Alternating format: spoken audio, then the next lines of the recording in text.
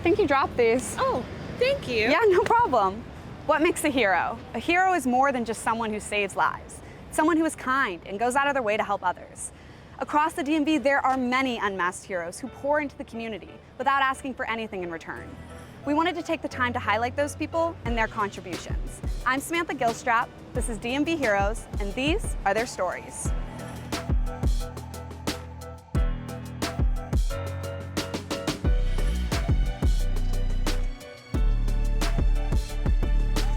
This week's DMV Heroes are Chris Blackwood, co-founder and executive director of Grassroots Comedy, and Dana Flightman, founder of the You Belong on Stage incubator program. Grassroots is a nonprofit that puts on comedy shows for a cause, and as part of its programming, it hosts an incubator program specifically for women and non-binary folks who are looking to get into the male-dominated space of stand-up comedy. So I'd love to know more about how you first got into comedy. Like, what interested you about comedy?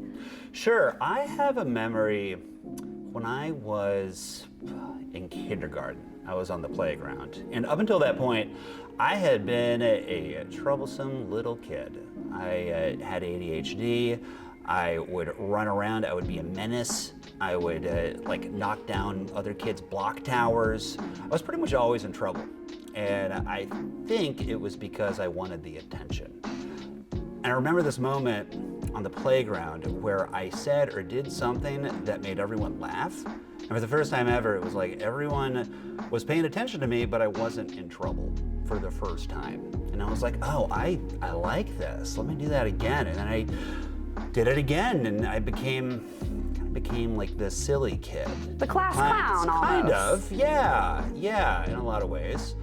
And it just kind of became part of my identity, you know, just being like the funny guy. So how did that translate into actually performing? Like, did you perform when you were in high school, or when did you start getting on stage to do comedy? First time I ever actually got on a stage to do comedy, it was, I think, 2007. There was a bar that I used to go to every Wednesday because it was happy hour, and they had an open mic. And so many people on this open mic, performers, were just so bad. And I thought to myself, you know what, I could be one of these bad people. I got on stage, and I remember just saying things that I was saying at the time that were just making my friends laugh. And it worked. People laughed. Shaving my head, not for political reasons. No, just started balding right after Obama left office. I guess that now translates into a career of comedy. I know you're with Grassroots. Can you explain a little bit more about what Grassroots is and its mission? Yeah, absolutely. So Grassroots Comedy is a nonprofit that sits at the intersection of comedy and advocacy. So we use comedy as a tool to educate, engage, involve the public on various causes that are in need. The things that we support through Grassroots, these are not fun issues to talk about, right? I don't know of anyone who's like really excited to talk about school shootings and gun violence prevention, or to talk about abortion rights and the current state of affairs in this country. These are not fun and sexy things to talk about, but if they are packaged in a joke, even if it's a joke that even tangentially touches on a subject, that's an entry point. We got our start in late 2016. There was a national election that we all hoped was a dream, and then it wasn't. And we were like, there's not enough Xanax to go around to cope with this. What do we do? And we were like, let's do what we know, comedy. So we had a big comedy show for Planned Parenthood just a few weeks before the big 2017 Women's March. And we sold the show out, 200 tickets in 24 hours. And we solved women's rights forever. Thank you. Thank you so much. I have not paid attention to the news since then, but I assume everything is fine. Is there any advice you would give to a new performer, someone looking to get into comedy? Yes. First of all, don't be scared of having the set not go the way that you want it to. Bombing, or even just not having the best set, doesn't need to be a full bomb. It doesn't feel good, but it is a gift. I would genuinely say that. It's a gift because that's how you learn, that's how you get better. So the advice I would give is to just recognize that, to recognize that it is a process, and to just focus on the process. So I'm getting a vibe about this audience. Is anyone here to see like a friend? Okay, so on the count of 3, I want you to tell me who you're here to see, okay? 1, 2, 3. Cool, they're my favorite student. Everyone else was kind of her, but like they were good. So can you tell me what the incubator program is and what its mission?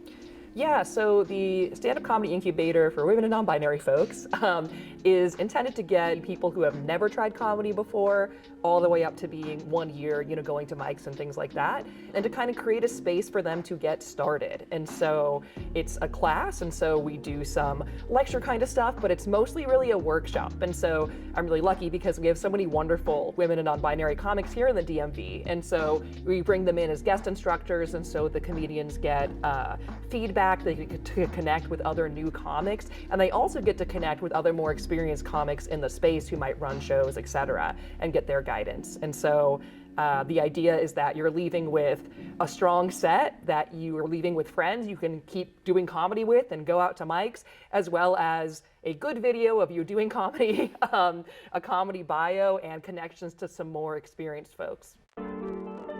Now, at the time, he really insisted on doing long distance and staying together. I had some reservations. And at the time, I didn't know why he insisted on doing long distance so badly. But now that I think about it, I think he wanted to explore new parts of our relationship. Like what it would feel like to try phone sex for the first time, or argue on FaceTime, or cheat on me. Just for fun. But before the cheating, well, during the cheating, but before I found out about it, I went to visit him because his right hand was getting tired. From all the texting. The girl he told me not to worry about. Has there ever been a time you felt personally ostracized as a woman in comedy, or any stories about that? Yeah, it's pretty wild being just not a dude in comedy. I think that, if you talk to any woman and non-binary comic, they're going to have, stories that can range anywhere from just, this was kind of an awkward moment that I didn't love, all the way up to sexual violence, right? So there's a whole range. No one's experiencing none of that. I would be very surprised to encounter a female or non-binary comic saying, oh really, everything's been chill, like I've never felt weird. That sounds unlikely. I've had introductions that are weird, so there's still a lot of shows where there might be no women on the show, and I was one of, if not the only woman there. And the introduction, they said, oh, we have this, woman comic coming out, which is kind of like, okay, I don't know if we need to prep them in this way, but that's fine. And then he said, and we want more women comedians. We don't care if they're homely.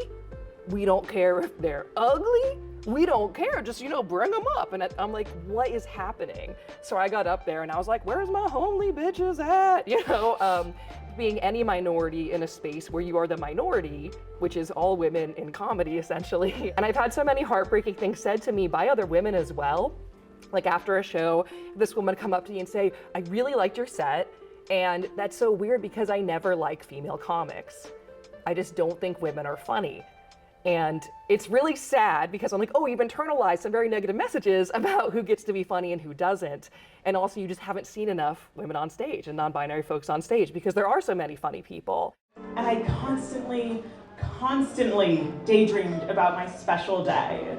Between the flower arrangements and the outfits and the guest list, I just knew I was going to have the most perfect, most enchanting funeral that anyone had ever seen. I've always wanted to do stand-up. I've always been one to kind of goof off with my friends and tell jokes, and I had been interested in comedy for a while, mostly as an audience member. I'd actually just happened to go to a Grassroots show, and I really enjoyed the comedians. So I started following Grassroots on Instagram after that. And after following them for a while and going to their shows, I came to learn about the incubator, and I thought that it was the perfect opportunity that I was looking for. Like Dana had mentioned, I was afraid to try comedy. I didn't know where to start. I was afraid to go to an open mic. on my own, and this just felt like the perfect platform to kind of pivot into like finally trying something that I had always wanted to try. What was your experience like in the incubator program? It was incredible. I learned a lot. Naturally, like when I went into it, I had a very different understanding of what comedy even was or how to tell a joke. Like I was just so accustomed to just thinking of like mundane day-to-day things and telling stories, and it was just so interesting to kind of learn the mechanics of comedy. So I really just kind of enjoyed seeing that kind of creative process unfold, and like really gained a new appreciation for like what stand-up comedy is and how you do it. And I think the thing in addition to that I really enjoyed was just a kind of sense of community. Like I never felt like I was trying something so vulnerable by myself. So if you don't know what a dowry is, it's basically the money that the bride's family pays to the guy to like take her off your hands. Which I was like, man, like I'm worth something on my own. The dowry was $30 cash.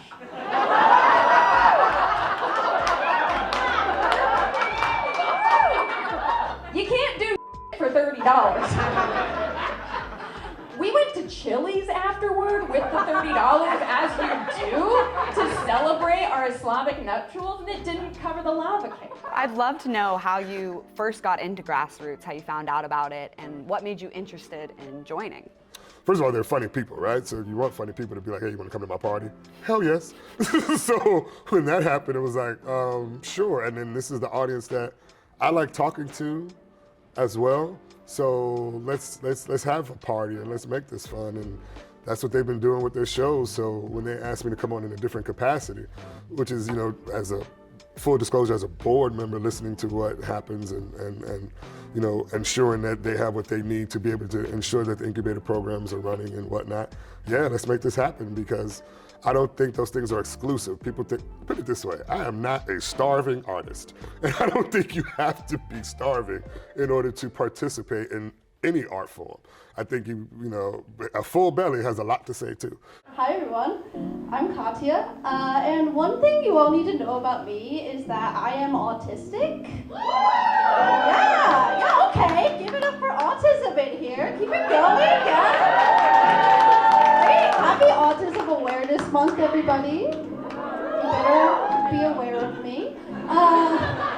If somebody wanted to come take your class, how would they find your class? How would they get involved? So the class is cohort-based, so it's an application. It's an easy application, I think. But you have to send in a video, and you could have never been on stage before. So it could be you telling a story or something like that, just to get a sense of somebody's sensibility and kind of their whole vibe, right? And so you would go to grassrootscomedy.org, and you can also follow us on Instagram. When the applications are open, send that in. You can also nominate a friend, fill out an application, we review it, we choose 10 folks, and so the idea is that it's a small group because we want people to connect and make friends, and also to have time to give the depth of feedback that we want. Lastly, I'd like to know, what do you see for the future of the incubator program? How do you see it progressing? It will take over the world. Yeah, I think, I like to remind the people in the class there are funny men too, and like, it's okay for them to be on stage sometimes, but I'd love to see the program grow, to see it grow beyond me. So we're so lucky because we bring in guest instructors that are talented comedians from diverse perspectives. And so certainly I'm not like the teacher of the program, but I coordinate a lot of it. And so I want to make sure, and right now we brought in 2 folks who are TAs, who are graduates of the program. So they also help the new comedians. And so I'd love to see them take more of a leadership role and to see it grow. And so I can continue beyond me, to be able to continue that workshopping and have kind of now you're welcome in this sort of alumni workshop space could be really cool. So I'd love to see it grow in that direction as well. All right, so real quick, I'm just trying to test the crowd. Can you make some noise if you've ever gone to therapy? Very nice. If you didn't clap, you're the problem. And how do you think you can get more minority people and people of other to join into comedy? What would you say to them to inspire them to come into the space where they may not necessarily feel accepted right away, and how they could maybe feel more comfortable getting on stage when they don't look like everybody else? If you are upset by the incubator program, create an incubator program, and talk to Grassroots about what you are upset about in order to say, hey, maybe my perspective This is how I would like to share my perspective. Because again, anger is a very powerful tool, right? Malcolm X was angry, Martin Luther King was angry, Rosa Parks, so on and so forth, Harriet Tubman. And yet, through their anger, the world has moved forward. So it can be a fuel that motivates you. Now, what I would say to that individual who's coming to the stage, don't let that define you.